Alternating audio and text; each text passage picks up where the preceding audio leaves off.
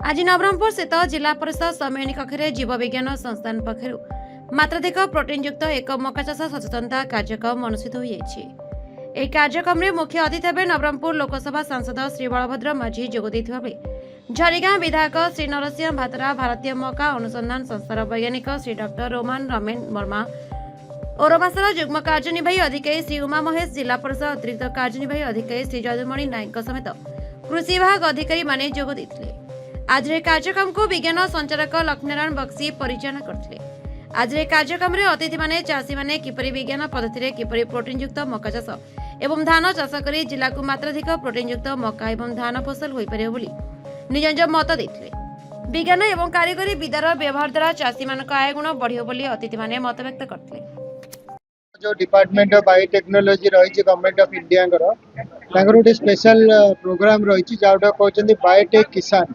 तार मूल आभिमुख्य है जो आम लैबोरेटरी मानकर उन्नत मानर मंजी तैयारी होची ज्ञान कौशल होची ताकू लोक मान पाखे चाषी भाई भाई मान पाखे जिते जल्दी हम से जल्दी पहुँचे देवा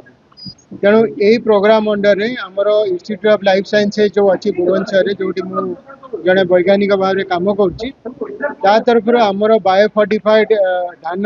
बायोफर्टिफाइड मका बायोफर्टिफाइड मांडिया आउ पनीपरिया माछ चाष आउ छेली चाष उपर आमर ये लोक मान साहाय्य सहयोग जोगे दिखाई आमर जो धान चाष एवं कर प्रोटीन आउ जिंक अधिका रही से धान में मकार आमर विटामिन ए रही आमर प्रोटीन उन्नत मानर प्रोटीन रही तेणु आमे प्रथमे 30 एकर मका चाष करूँ खरीफ सीजन रे लोक मानकर भल प्रोडक्शन होती तेणु यहाँ को आम एथर 100 एकर चाष करने नवरंगपुर और कोरापुट आम आज ये प्रोग्राम करूँ आमर लुधियाना आसछंती मेज रिसर्च इंस्टीट्यूट दी जन साइंटिस्ट जो मैंने आम चाषी भाई भाई मानक ट्रेनिंग देवे आपड़ जमी देखिले नवरंगपुर सांसद झरीगां एमएलए मैंने भी आसते आम चाषी भाई मानक उत्साहित करने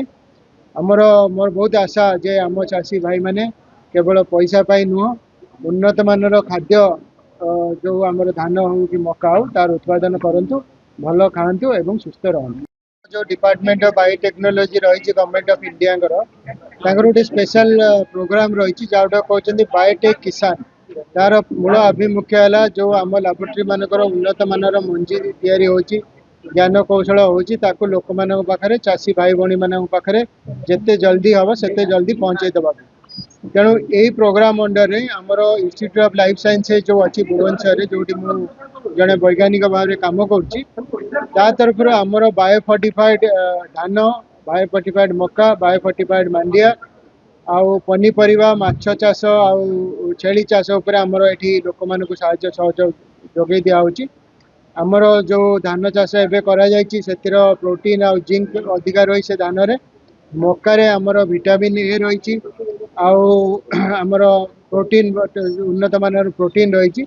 तेणु आम प्रथमे 30 एकर मका चाष करूँ खरीफ सीजन रे लोक मानकर भल प्रोडक्शन होती तेणु यहाँ को आम एथर 100 एकर चाष करने नवरंगपुर और कोरापुट आम आज ये प्रोग्राम करूँ आमर लुधियाना आसछंती मेज रिसर्च इंस्टीट्यूट दी जन साइंटिस्ट जो मैंने आम चाषी भाई भाई मानक ट्रेनिंग देवे आपड़ जमी देखिले नवरंगपुर सांसद झरीगां एमएलए मैंने भी आसते आम चाषी भाई मानक उत्साहित करने आमर मोर बहुत आशा जे आम चाषी भाई माने केवल पैसा पाई नुह उन्नत मानर खाद्य जो आमर धान हो कि मका हो तार उत्पादन करंतु भल खातु एवं सुस्थ रहतु। Nabarangpur Shivaji Patnaik report the Republic Odisha 24 news.